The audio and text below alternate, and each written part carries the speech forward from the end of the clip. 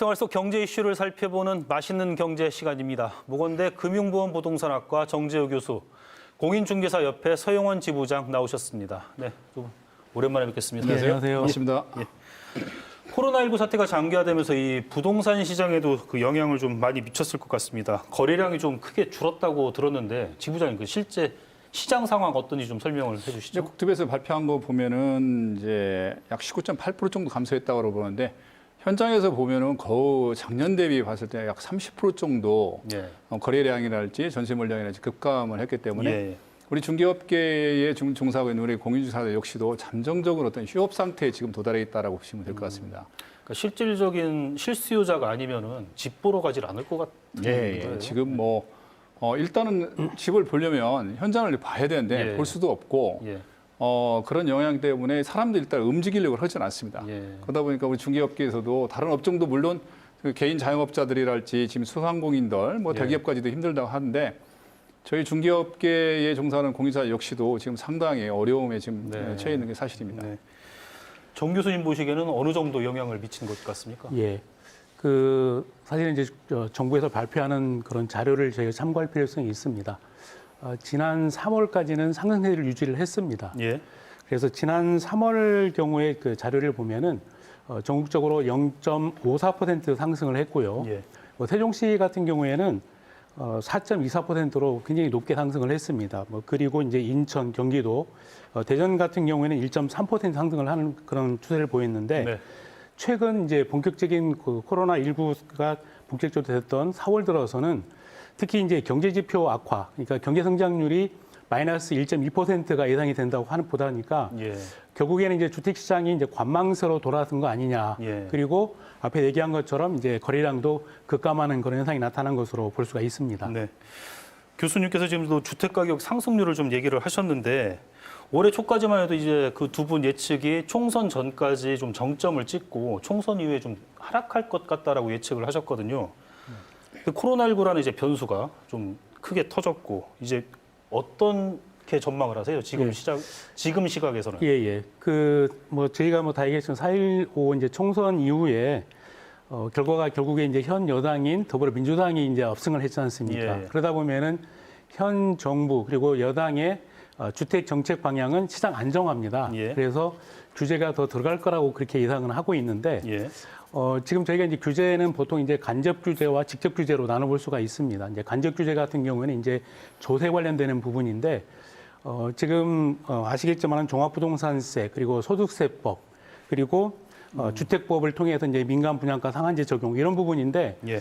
20대 지금 국회에서는 상당히 좀 처리하기가 어려운 걸로 지금 저희들이 예상을 하고 있고요. 예. 다만 21대 국회가 들어서면서 이제 본격적으로 이제 추진할 거다라고는 보고 있어서 네. 시기적으로 약간 좀 지연되지 않을까 생각을 하고 있고요. 예. 그리고 직접 규제라고 하는 부분은 이제 조정 대상 지역이라든지 투기 과열 지구, 투기적 그런 부분인데 이 부분은 지금 현재 거래량도 줄고 있고 가격도 약간 좀 이렇게 낮아지고 있는 상황에서 예. 당장에 그런 규제가 들어가는 것은 좀 현 정부 입장에서 부담스러우지 않을까라는 부담이 좀 생각은 클 것이다. 합니다. 예.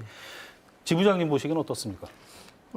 지금 교수님 말씀하신 대로 선거가 끝나면 대부분 사람들이 이제 부동산 가격에 규제가 많이 들어올 거라고 생각을 했었거든요. 예. 저는 제가 전에도 말씀드렸지만 지금 2019년도에 규제를 했으면 했어야 된다는 얘기거든요. 예. 지금은 이미 부동산 시장이 거래량이 급감을 하고 있고 약간 보합 상태에서 지금 하락세로 지금 반전을 하고 있는데 여기에 또 규제가 또 더 추가가 된다라고 보면 올해 부동산 시장은 더 급락할 수도 있거든요. 예. 거기에 대한 더 부작용이 더 많을 수도 있고 특히 지금 대전이나 대전에서 서구나 지금 이성구 같은 경우는 이미 고분양가 관리 지역에 들어와 있고 또 6억 원 이상 지금 주택을 구입하게 되면 예. 자금 조달 계획서를 지금 제출하는 게 지금 3월 달부터 시행이 지금 되고 있습니다. 예.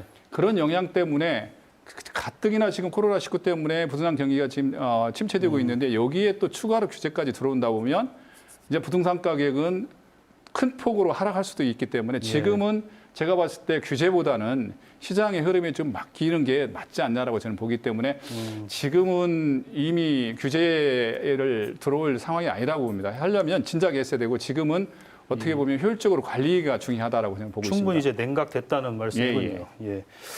네, 알겠습니다. 그럼 이제 작년에 이제 큰 화제가 됐었던 대전 지역 아파트가 전망 좀 어떻게 되는지 좀 살펴보도록 하겠습니다. 이게 그 올 초에까지만 해도 고공 행진을 했었던 대전 지역 아파트 값이 최근 한 달 새 저희 뉴스에도 다뤘지만은 이제 수억씩 떨어진다는 뉴스가 좀 나왔었거든요. 그리고 반면에 이제 전세값은 오르는 추세라고 그러는데 지금 흐름이 어떤 식으로 좀 진행되고 있습니까? 이제 전세 가격 같은 경우에는 지역적으로 지금 대전에도 좀 차이가 지금 많이 나고 있습니다. 그래 중구나 지금 동구 이쪽에는 전세 물량이 일부 좀 부족한 부분도 있고요. 특히 서구 같은 경우에 지금 탐방동의 신규 아파트를 지금 입주가 5월 2일부터 준비가 돼 있는데 거기는 지금 전세 물량이 지금 넘쳐나고 있습니다. 그래서 예. 오히려 매수 임차인을 구하기가 지금 힘든 지금 실정이 돼 있고요. 예. 그렇기 때문에 단지별로 어떤 또 지역별로 지금 차이가 많이 나고 있고요. 그다음에 지금 아파트 가격이 작년도에 지금 보면은 1억에서 많게는 5억까지 지금 급상승을 했는데 그게 거래량이 많냐면 거래량이 이렇게 많지 않은 몇 개의 물건이 호가가 가격을 끌어올린 그런 영향이 있었거든요. 네.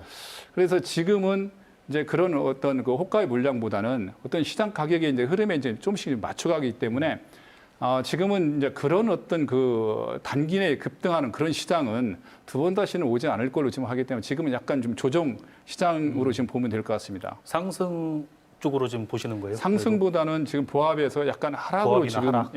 하락세로 지금 전환됐다고 지금 보고 있습니다. 저희는. 교수님 의견은 어떻습니까?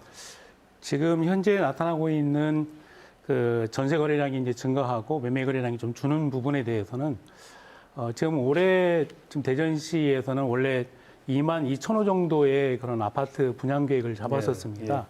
그러다 보니까 이제 신규 그 아파트에 대한 선호 때문에 좀 대기 물량이 있다라는 부분이 좀 작용을 하지 않나 싶고요. 예.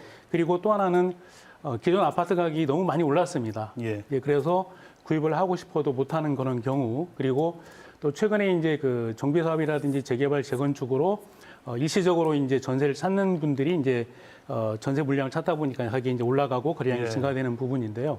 지금 대전 같은 경우에는 지금 이제 아까 우리 서영호 지부장 말씀하신 것처럼 얘기하는 그런 부정적인 부분이 있습니다만은 대전이 가지고 있는 그런 개발 호재들이 상당히 있습니다. 네. 예, 그래서 도시철도라든지 그리고 혁신도시 지정이라든지 그래서 지금 우려되는 부분은 있지만은 그런 부분하고 이렇게 좀 같이 이제 서로 작용을 한다고 하면은 보합세 정도는 유지될 수 있는 상황이다. 그리고 지역에 따라서는 좀 오를 수 있는 부분이 있다. 다만 이제 정부의 규제가 문제입니다. 이제 정부 네네. 규제가 들어가게 되면은 뭐 약보합세 내지는 이제 하락할 수 있는 가능성이 있다라고 그렇게 봅니다.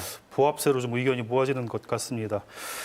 그 부동산 시장의 그러니까 그 이번은 올해 들어서 부동산 시장의 그 주류적인 그 관점이 기존 주택 시장보다는 신규 분양에 많이 좀 쏠린다고 얘기를 하더라고요. 그러니까 둔곡지구, 용산지구 그리고 이제 탐방동과 용문동 그 재건축 시장 여기에 대한 그 분양 일정에 대한 그 관심 뭐 굉장히 뜨거운 걸로 아는데 분양 시장이 기존 주택 시장의 그 화랑 뜨거운 열기를 좀 이어갈 것으로 보시나요?